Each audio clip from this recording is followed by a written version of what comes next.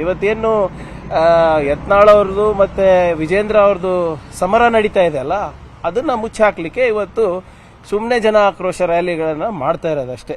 ಅದು ಬಿಟ್ಟರೆ ಬೇರೆದೇನೂ ಇಲ್ಲ ಇವರಿಗೆ. ಸೊ ಯಾವುದೇ ರೀತಿಯಾದಂಥ ಇವರಲ್ಲಿ ಸಬ್ಸ್ಟೆನ್ಸ್ ಇಲ್ಲ, ವಾದ ಮಂಡಿಸೋಕ್ಕೆ ಇವರಿಗೆ ಯಾವುದೇ ನೈತಿಕತೆ ಇಲ್ಲ ಅಥವಾ ಸಾಮರ್ಥ್ಯನೂ ಇಲ್ಲ.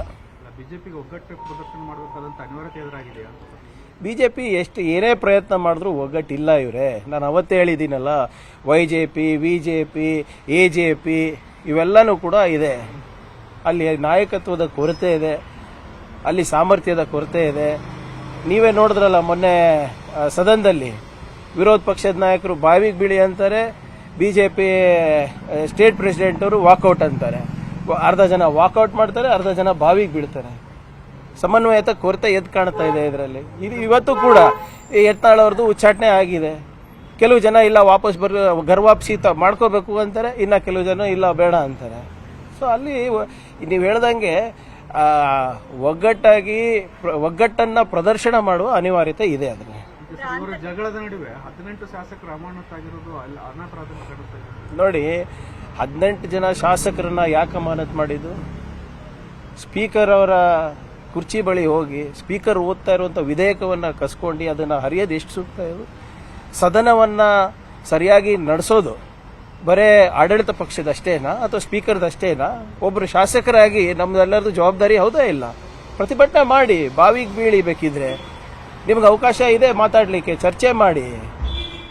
ನಿಮ್ಮ ವಾದವನ್ನು ಅಲ್ಲಿ ಮಂಡ್ಸೋಕ್ಕಾಗಿಲ್ಲ ಅಂದರೆ ಮಾಧ್ಯಮದಲ್ಲಿ ಬಂದು ಮಂಡಿಸಿ, ಯಾರು ಬೇಡ ಅಂದಿದ್ದಾರೆ. ಆದರೆ ಹೋಗ್ಬಿಟ್ಟು ಸ್ಪೀಕರ್ ಕುರ್ಚಿ ಪಕ್ಕದಲ್ಲಿ ಹೋಗ್ಬಿಟ್ಟು ವಿಧೇಯಕನ್ನ ಹರಿಯೋದು, ಅವ್ರ ಮುಖದ ಮೇಲೆ ಹಾಕೋದು, ಅದೆಲ್ಲನೂ ಕೂಡ ಮಾಡಿದ್ರು ಕೂಡ ಸುಮ್ಮನಿರ್ಬೇಕಾ? ನನ್ನ ಪ್ರಕಾರ 6 ತಿಂಗಳಿರಲಿಲ್ಲ. ನಾನೇನಾದರೂ ಸ್ಪೀಕರ್ ಇದ್ರೆ 1 ವರ್ಷ ಬ್ಯಾನ್ ಮಾಡ್ತಾ ಇದ್ದೆ.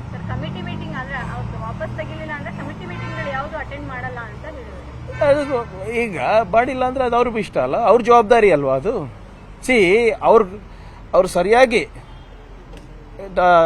ಏನೋ ವಿಧಾನಸೌಧದಲ್ಲಿ ಕಂಡಕ್ಟ್ ಮಾಡ್ಕೊಂಡಿದ್ದಿದ್ರೆ ಈ ಪರಿಸ್ಥಿತಿ ಉದ್ಭವ ಆಗ್ತಾ ಇತ್ತಾ? ನಿಮಗೆ ಶಾಸಕರದ್ದು ಎಲ್ಲ ಪರ್ಕ್ಸು ಪ್ರಿವಿಲೇಜ್ ಬೇಕು, ಆದರೆ ಜವಾಬ್ದಾರಿ ಬೇಡವಾ ನಿಮಗೆ? ನಿಮ್ಮ ಕರ್ತವ್ಯ ಏನಿದೆ ಅಂತ ಮರ್ತೋಗ್ಬಿಟ್ಟಿದ್ದೀರಾ? ನಾವು ಕೂಗ್ತೀವಿ ಅಸೆಂಬ್ಲಿನಲ್ಲಿ, ನಾವು ವಾದವನ್ನು ಮಂಡಿಸ್ತೀವಿ. ಆದರೆ ಯಾವತ್ತನ ಹೋಗಿ ಪೀಠದ ಮೇಲೆ ನಾವು ಏನಾದ್ರು ದಾಳಿ ಮಾಡಿದೀವಾ?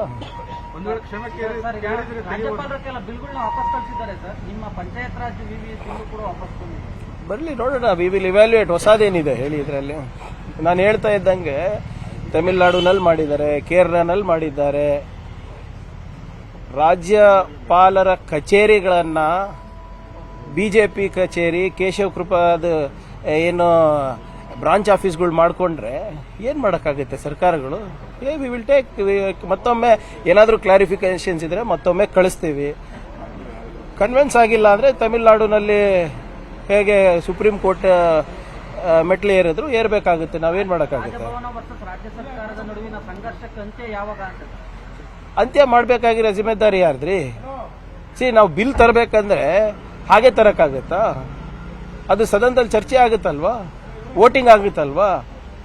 ಅಂದ್ರೆ ಸದನದಲ್ಲಿ ತೀರ್ಮಾನಗಳನ್ನ ಮೀರಿ ರಾಜ್ಯಪಾಲರು ಕೊಡ್ತಾರೆ ಅಂದ್ರೆ ಅದು ಸರಿನಾ?